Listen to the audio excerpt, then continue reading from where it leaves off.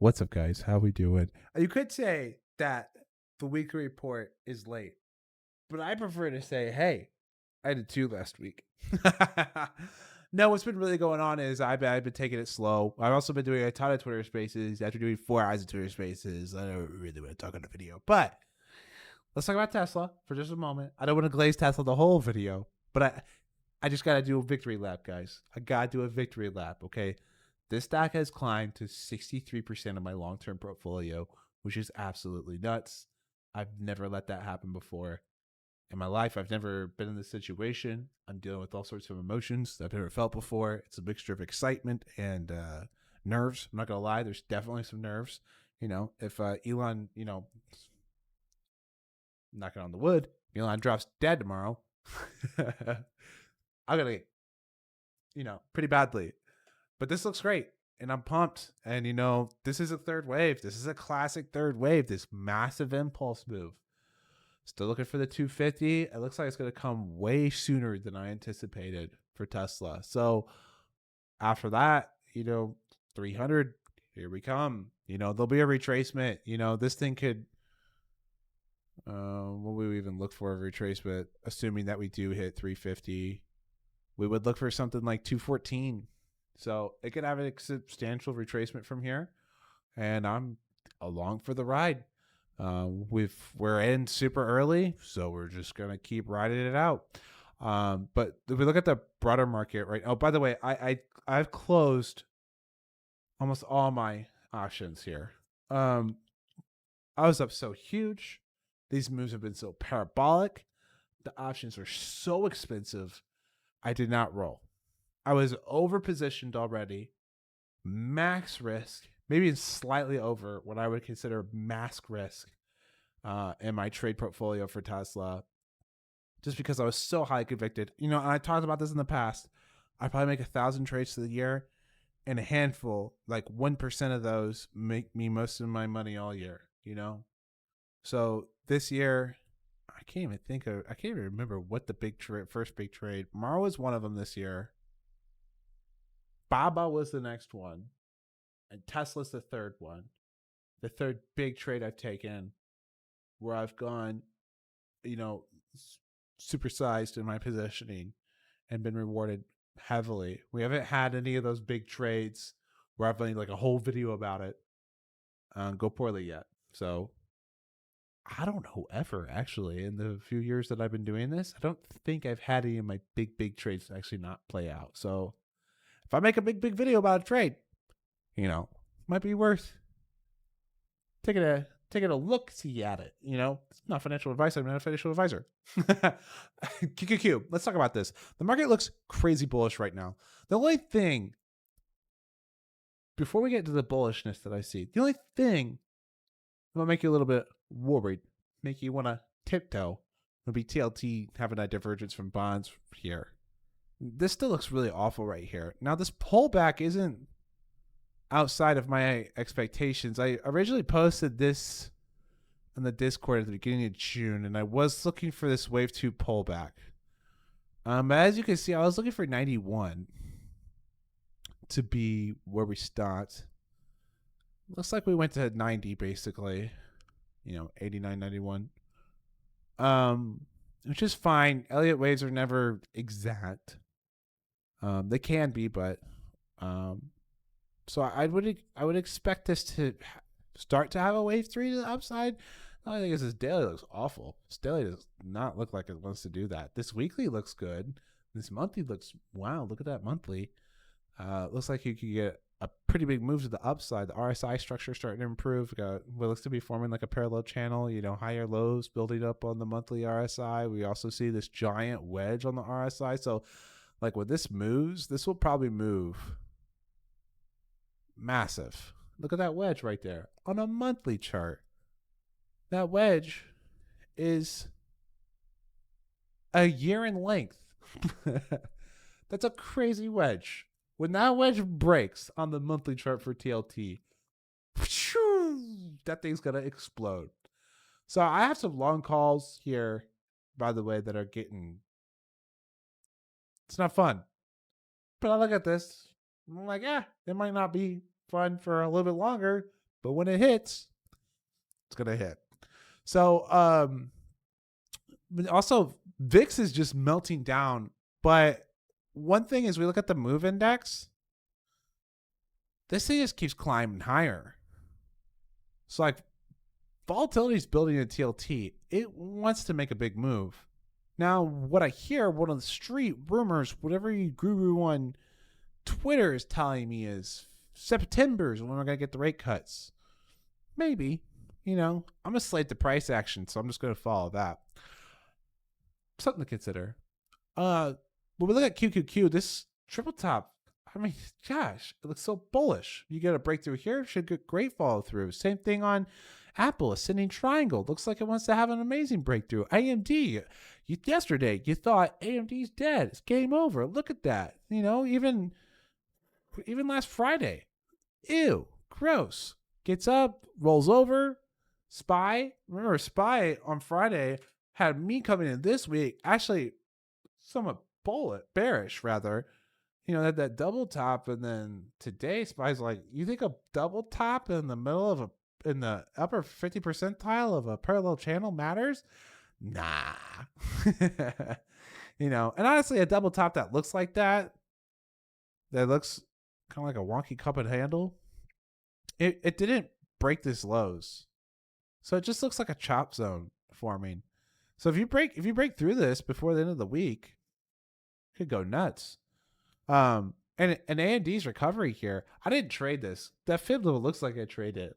That's because I did some review at the market close, and look at this trade. I mean, it's really, really hard to hold something this deep into a Fibonacci retracement, but you get that pullback, and then you have a perfect extension. One of my favorite day trades to make is pop, retrace, I buy, I come in. I was even watching this today. I didn't take it. Feels bad, man. But I'd keep an eye on AMD and see what it wants to do tomorrow. I'm watching semiconductors and just in general to see where market sentiment's at, and to figure out if I want to start getting short. So I'm start maybe doing some hedging or something, because everything's been so bullish. I might just be bullish because I'm looking at these Tesla moves and I'm just like, wow, is it really going to keep going? Which, by the way, I mean, Tesla does look like it wants to keep going. Palantir has been taking my money for years now. I've made some money here, but honestly, is anyone a winner here? Maybe long-term holders, if they're not too long of long-term holders. Because, if you, unless you came in an IPO, which even then you're only barely up. But this thing does have this, 3-year level that it's playing with right here. But it just loves to fake out at these levels. I went ahead because the daily's starting to fire. Is it starting to print to the downside? Yeah, look at that. Look at that little shrub of a candle. Starting to fire. Could get some follow through. If it breaks to these levels, could make a run. Or it could, once again, as this stupid name, which fundamentally fantastic stock, but it loves to take my money. And I hate giving Palantir more of my money, because this thing's been miserable to trade for I don't even know how long. Maybe I just do not just mesh well with this stock in particular for some reason. But I'm trying to just keep the emotions away and just follow the charts on that one. It looks like it could have a pop. MU is really interesting. MU is kind of hard to chart. I previously had a 5-wave pattern, which on review today, I realized that the 5-wave pattern here I had was invalidated, because I had this as wave 1, this is wave. Oh, wait. Is that right? Nope. We need to auto adjust here, and we need to zoom in, baby.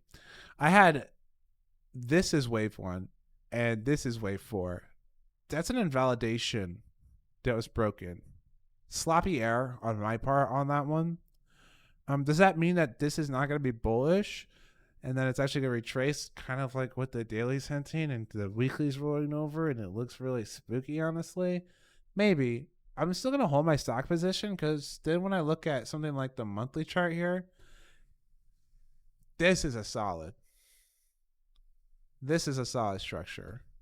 So we might see one of these pullbacks, and I'll have had some poor timing on a relatively smaller position in my portfolio. Fine, so be it. And a year from now, I don't think I'll care. I think this thing's going to 250. So from here, I have almost 50% or 100% upside.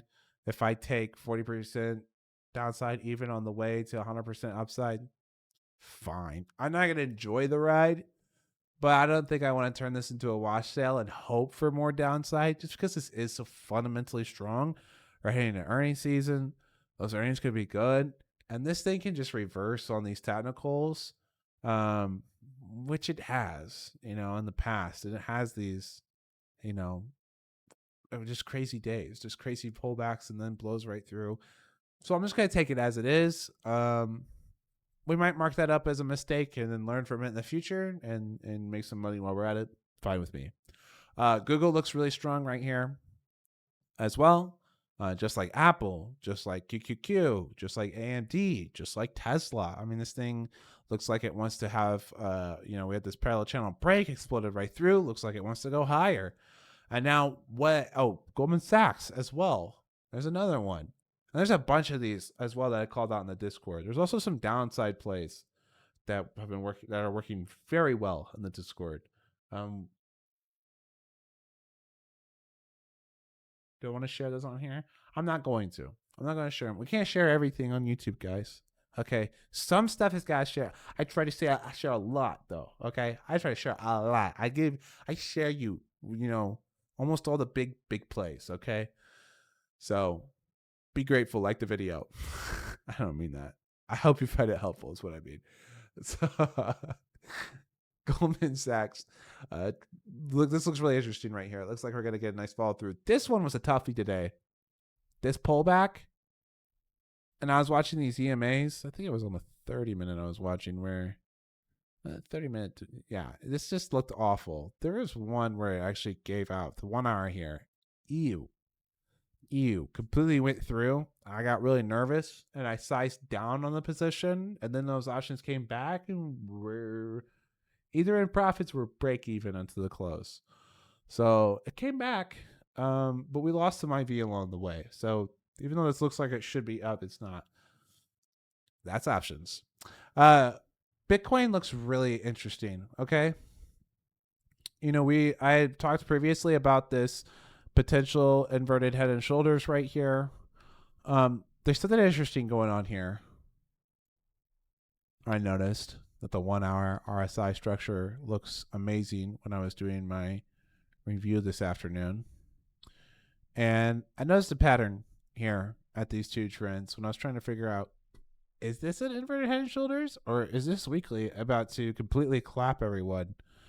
Now this weekly also looked like this here. And even if we scale it out, it did print to the downside. And we did get another plunge to the downside before we absolutely exploded. The RSI structure looks the same as it did right here. And then if we go to the daily, I think we're going to see, the daily also started to roll over and then it ended up exploding. Similar to what we're seeing right here. And then we got the inverted head and shoulders here. Really interesting. This pullback that we also see right now, even though that looks really ugly, just looking at we got to go to 30-minute? What I got to do to get a drink around here? There we go. Go to the 1 hour, we can see that this structure looks still pretty intact. It's still an ascending triangle almost right here. So I'm not willing to give up, and it's really hard to get bearish considering like we talked about last week, we're building into more. Did we talk about that? We should have talked about how let's talk about it. Just for a refresher, liquidity builds into this time of the year. Okay, usually that turns into a risk right, and so I'm staying bullish. Okay, and we're also coming into the two strongest months, July and August, bullish, right? And then we look at the performance, July, August. Wow, amazing, great, better than June. June was red, but actually, when June's red, July is even better. It's also historically see. I don't have that data here, but just Google it. Now here's the thing that should cause you a little concern. Everyone's turning on Biden, right? Biden terrible, wow, and everyone's worried. CNN's calling for Biden to pull out of the race. Now, when an incumbent loses, the market averages 6.59%. But when the incumbent wins, it averages 11.6%. So it's about half, we'll probably say 40% less bullish when the incumbent loses. Now, if we look at the polls and stuff, we did just get the news today, I believe, that I posted that here. Yes. Democrats say that Biden is going to run again. There's not going to be a hot swap. Okay. So Biden runs against Trump. Biden's doing really terrible in the polls. You know, the market likes the certainty. It probably thinks it knows kind of what to expect from Biden. It might not feel like it can do that with Trump, but we've seen Trump before, so maybe this time is different. I just want to make sure that you're aware so that you can make decisions with the most information possible. It's the same thing I'm trying to do. That the market performance if the incumbent loses is about half as good. Okay. So if the market turns over and gets really weak, it might be telling you Biden's going to lose. If market continues to be really bullish, it might be telling you that it expects Biden to win. That's another way to look at it. Okay. So that's something to keep in mind, but that's what I'm seeing on the charts, you know, and there's part of my gut that I can't shake that's telling me to be a bit cautious here. Even though it's a really bullish month, it's a really low volume week, and I wonder if July kind of starts with like a rug pull, and then we launch. I'm kind of, you know, just everything looks so. You know what it is? Everyone on social media is crazy bullish right now, and that gives me the Trump pants. The Trump pants come out where I'm like, this. I took a Trump impression. I don't know what I'm trying to do. I'm trying to be funny. It's not working. I'm just being cautious, but we're going to play the charts. I'm going to be a slave to price action. Keep an eye on Bitcoin. Looks like a really nice setup. We covers a few other ones. Does some open positions. Wish you good luck on your trading, and God bless.